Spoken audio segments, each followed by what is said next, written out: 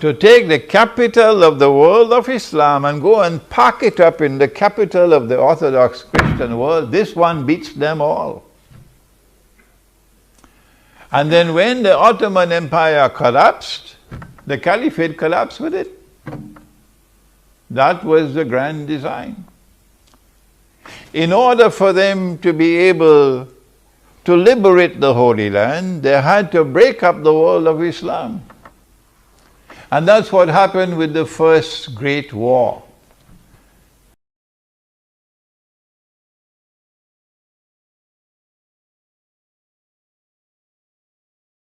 And so, from our eschatological perspective, the big war is coming.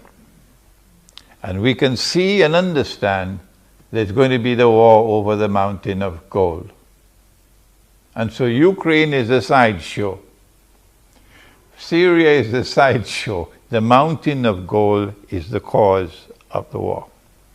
In order to maintain their rule over the world, they must maintain their rule over money. You cannot rule the world unless you rule the world of money. And you cannot rule the world of money so long as mankind is using gold and silver as money. No. You've got to get rid of gold and silver as money because this is money with intrinsic value. This is real money. And you've got to replace it with something called monopoly money. Someone else called it toilet paper money.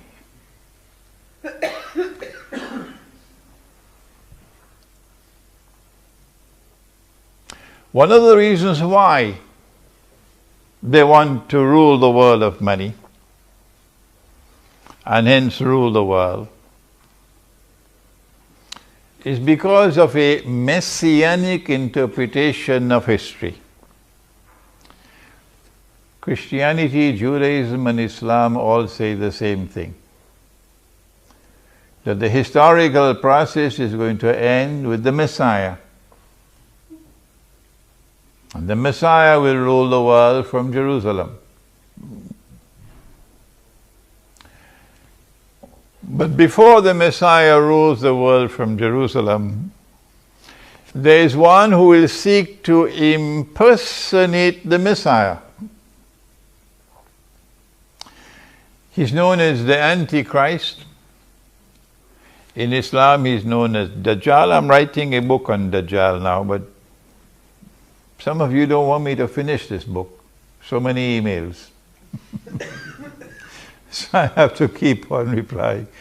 I regret I cannot respond while I'm writing my book. In order for him to successfully impersonate the Messiah, he has to rule the world. He has to rule the world. And he has to rule the world from Jerusalem. But the Messiah was not sent to the American people, nor was the Messiah sent to the Swiss. The Messiah was sent to the Israelite people, the Jews. And so they have to be convinced that you are the Messiah if you want to make a claim.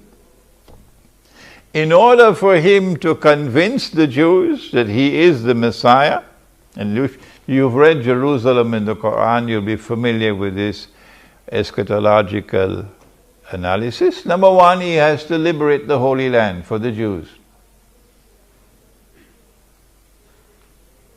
He couldn't do that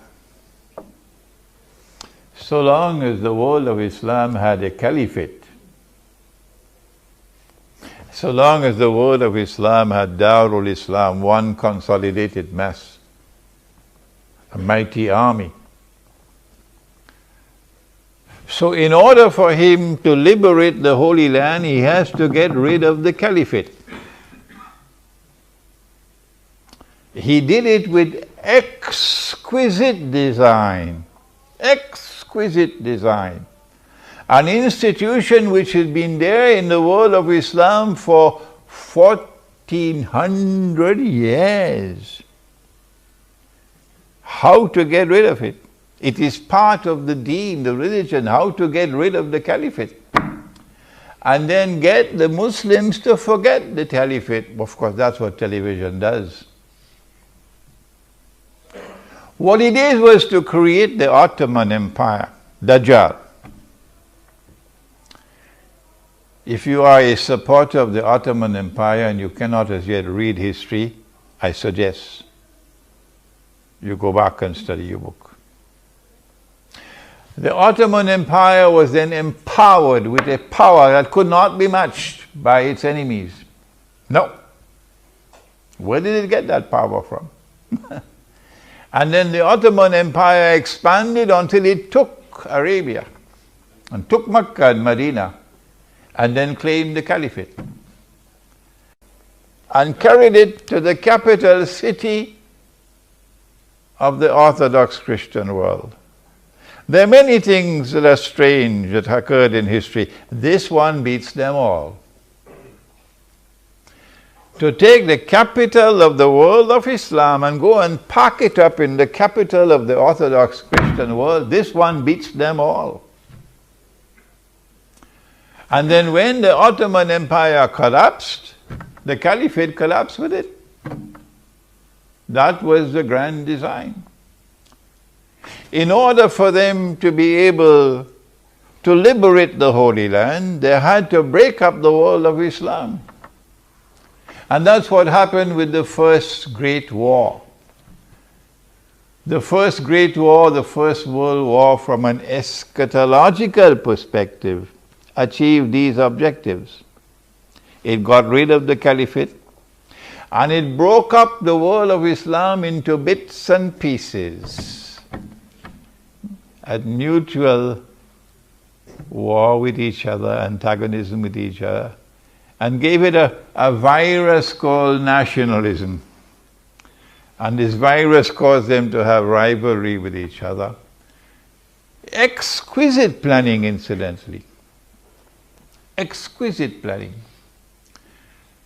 The First World War therefore allowed them, a British army, to conquer Jerusalem. And guess who the British had fighting with them in the British army? They had Arabs. They had, today it's called Pakistan. They had many Punjabis fighting in their army. Oh yes. I mean, you have to give Jack his jacket. The British were brilliant. Brilliant in making fools of these people. And they're doing it again today now with ISIS. Not only did the First World War achieve this objective of neutralizing the world of Islam, but there is another threat to them. And that comes from another part of the Christian world which has an equal claim to Jerusalem. And that's the Orthodox Christian world.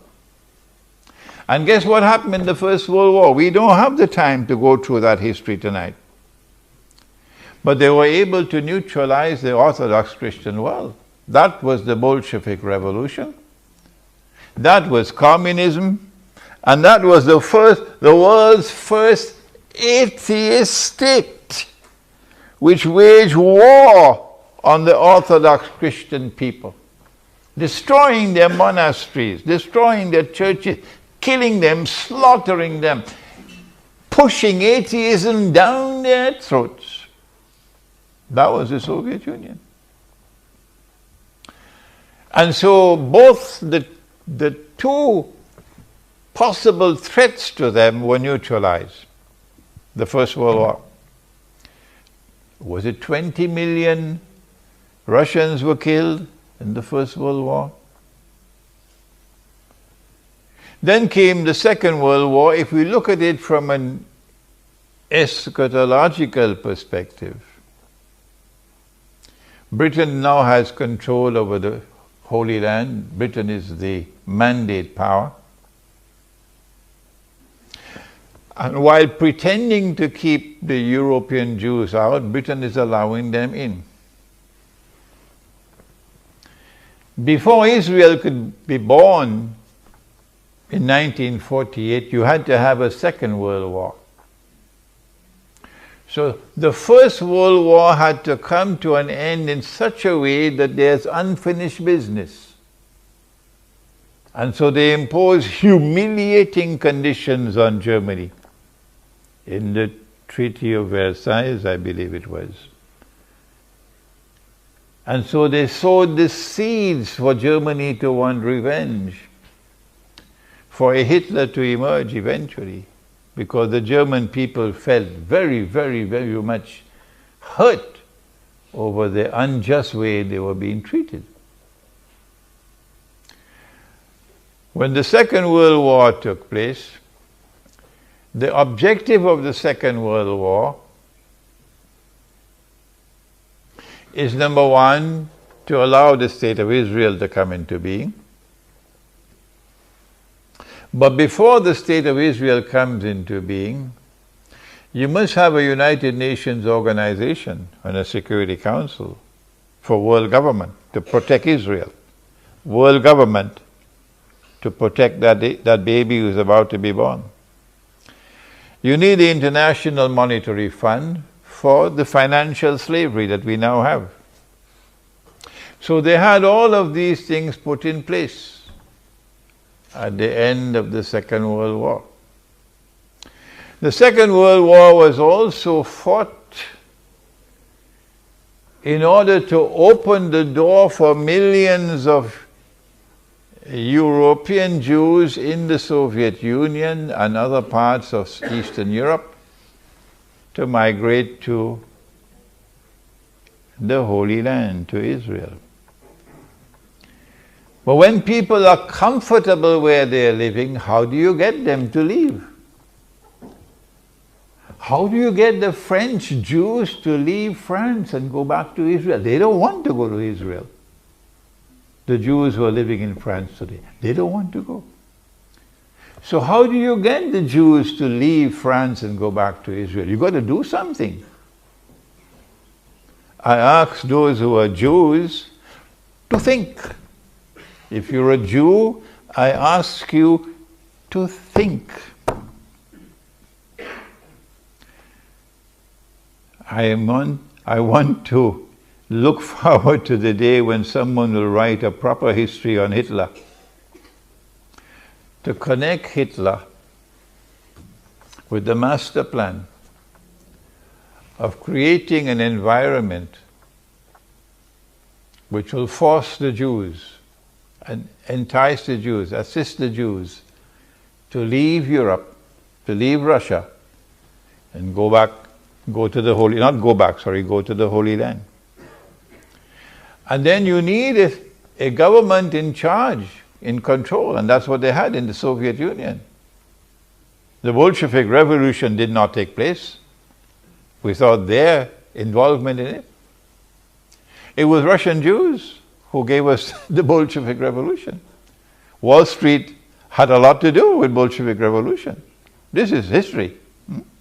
And so the Soviet Union played a sinister role in facilitating the movement, a massive movement of Russian Jews in particular, to the Holy Land.